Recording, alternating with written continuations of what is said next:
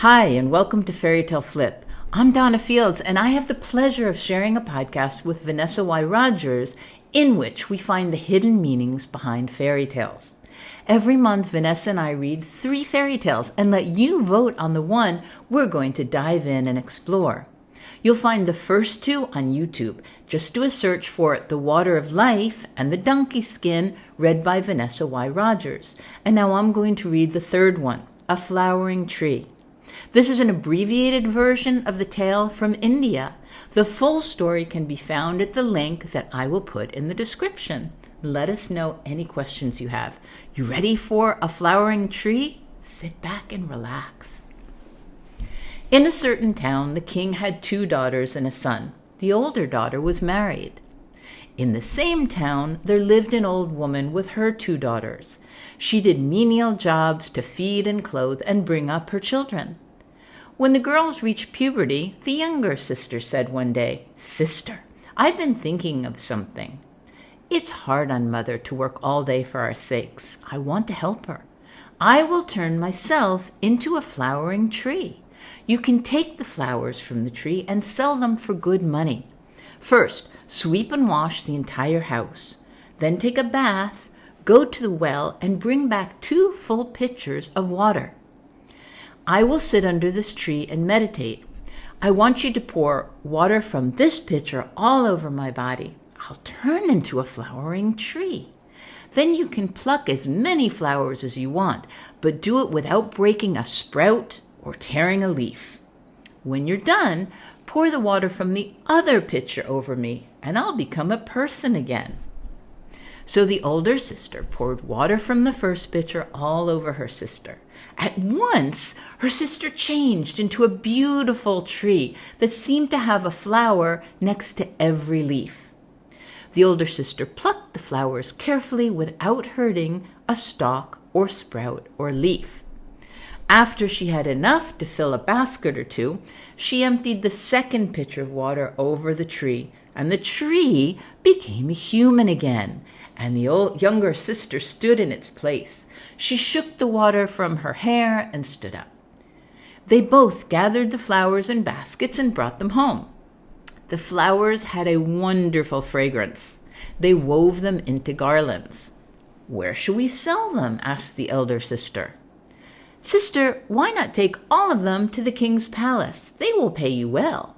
Mother is always doing awful jobs for our sake. Let's pile up some money and surprise her." So the older sister took the basketful of garlands before the king's palace and hawked her wares, crying, "Flowers, flowers, who wants flowers?" The queen bought the flowers and asked for more the next day, and this continued for many days.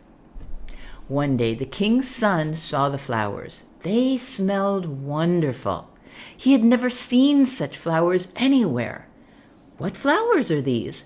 Where do they grow? On what kind of tree?" He watched the girl who brought the flowers, and one day he followed her home, and he hid himself in a tall tree in front of the house and watched. He saw how the sisters made the flowers and decided he had to have the younger sister as his bride. He told the king and queen, and a marriage was arranged.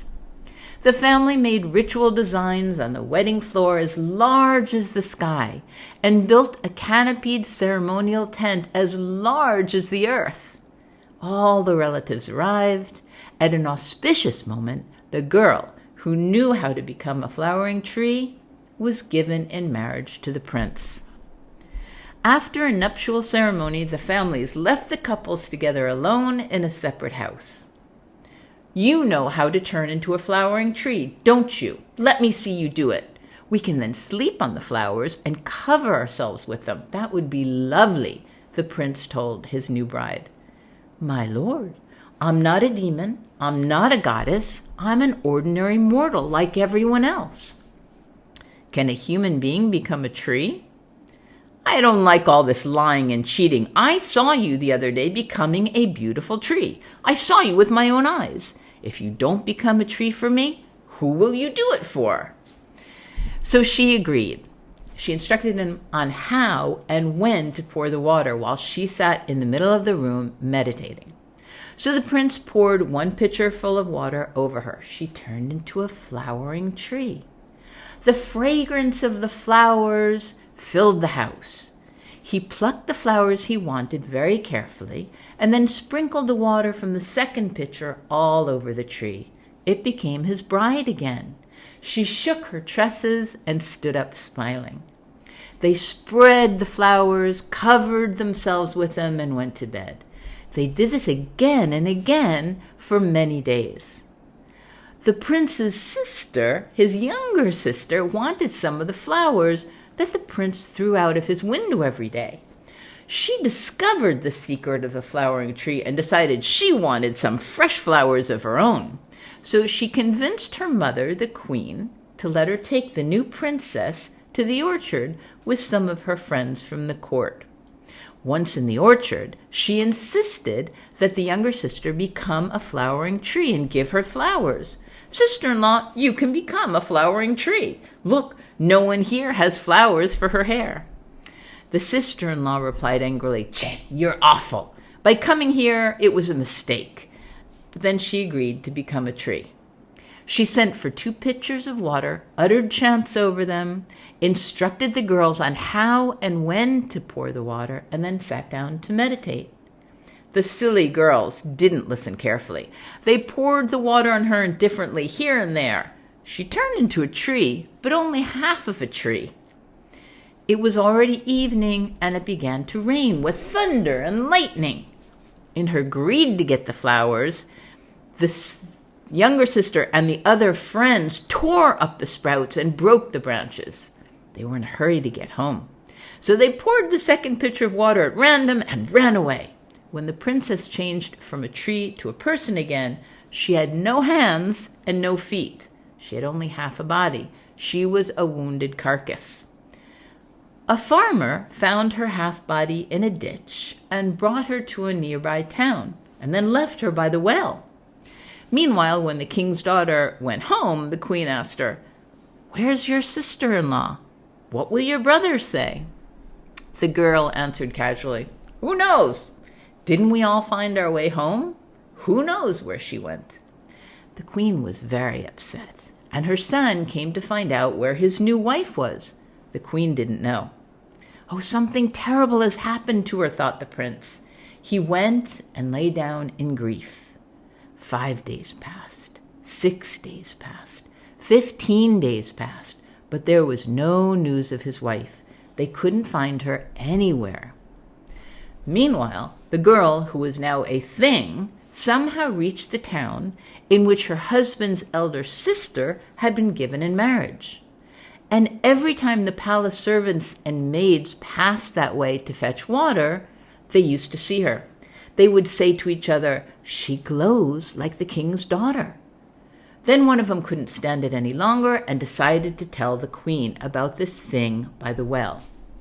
The prince's older sister brought the half-princess to her palace and recognized her. She tried to heal her, but her arms and legs did not grow. Meanwhile, the prince began looking for his wife, and he came near his elder sister's palace. And when he was brought inside, he was like a dead man. He was so consumed with grief because he wanted to find his bride that he would have nothing to do with anyone else. The queen sent maidens to his room, but he did not touch any of them. Finally, one of the servant maids got together, dressed up the thing, and then sat her at the foot of the prince's bed. That night, the thing pressed and massaged the prince's legs with a stump of her arm, and she moaned strangely. The prince got up and looked at it. It was sitting at his feet.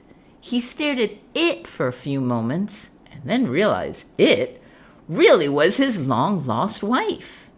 Then he asked her what had happened.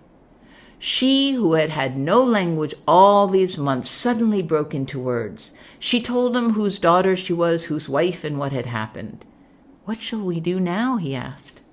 "Nothing much. We can only try. Bring 2 pitchers of water without touching them with your fingernails." So that night he brought 2 pitchers of water without anyone's knowledge. The princess uttered chants over them and instructed him. Pour the water from this pitcher over me and I'll become a tree. Wherever there is a broken branch, set it right. Wherever a leaf is torn, put it together. Then pour the water from the second pitcher over me." Then she sat down and meditated. He poured the water on her from the first pitcher. She became a tree, but the branches had been broken, the leaves had been torn. He carefully set each one right and bound them up, and gently poured the water from the second pitcher over the tree. Now she became a whole human again. She stood up, shaking the water from her hair, and fell at her husband's feet. Then she went and woke up the queen, her sister-in-law, and touched her feet also.